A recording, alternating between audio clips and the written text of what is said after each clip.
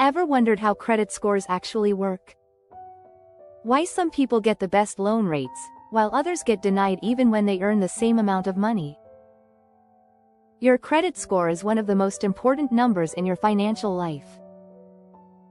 It affects whether you can buy a car, rent an apartment, get a mortgage, and even sometimes whether you get a job.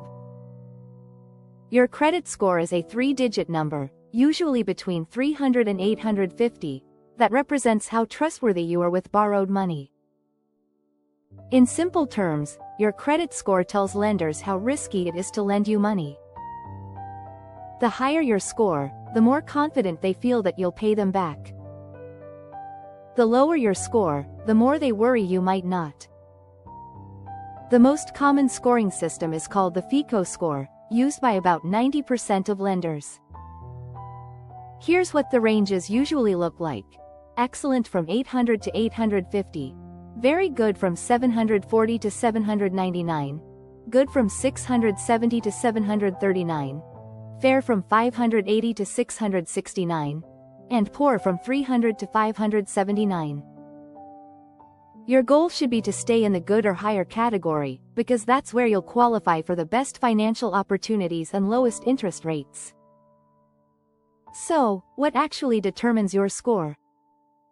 There are 5 main factors, and each one has a different weight.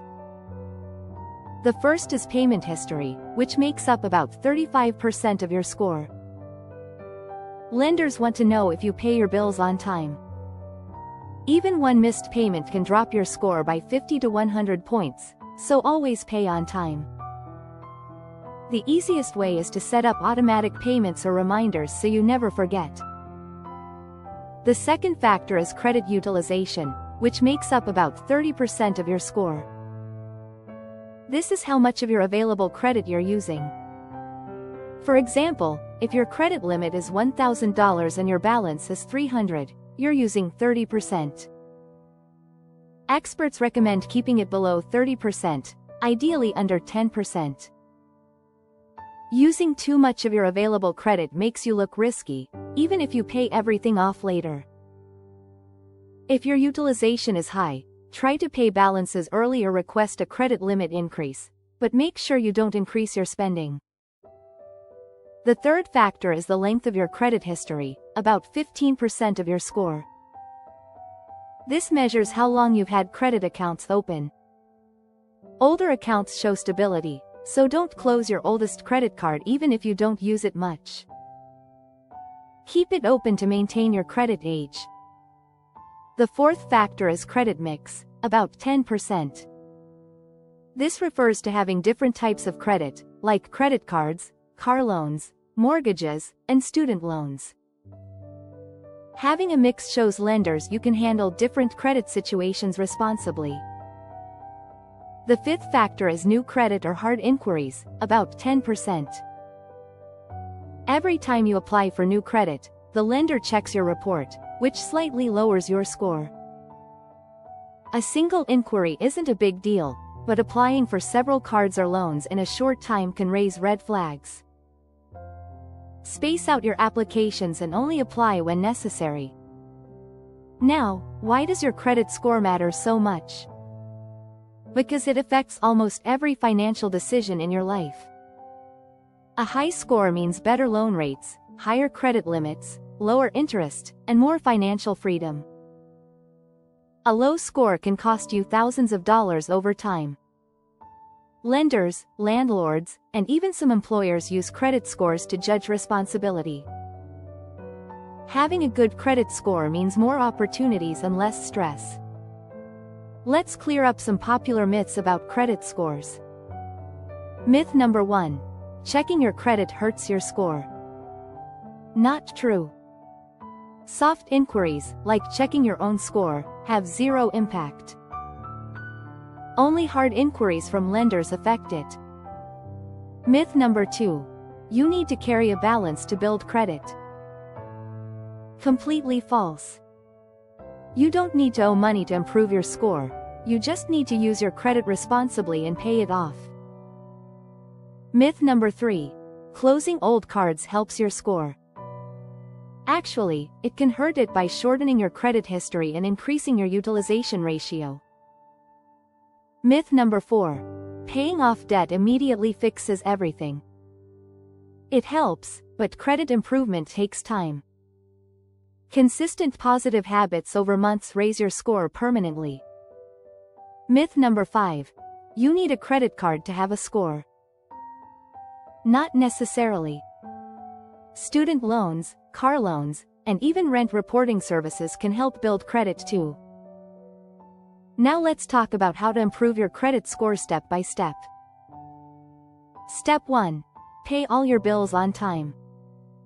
Use automatic payments or reminders, because late payments are your worst enemy. Step 2. Keep your credit utilization low. Pay down your balances before your statement closes, not just before the due date. Step 3. Don't close old accounts. Age matters, so keep your oldest cards open. Step 4. Avoid unnecessary credit applications. Each one can temporarily lower your score. Step 5. Check your credit report for free at annualcreditreport.com. Look for mistakes or accounts you don't recognize and dispute them immediately. Step 6. Ask for a credit limit increase. If your spending stays the same, a higher limit helps your utilization ratio. Step 7. Add positive credit history with secured cards, credit builder loans, or apps that report rent and utilities. Let's look at a few real examples. Carlos had a score of 580 after missing payments and maxing out his cards. He created a plan, paid on time, reduced his balances, and stopped applying for new credit. After 6 months, his score rose to 670, moving from poor to good. Sarah always paid on time but kept closing old cards. Her score dropped from 760 to 710. When she reopened one card and kept utilization under 10%, her score recovered within a few months. Your credit score isn't just a number, it's a reflection of your habits.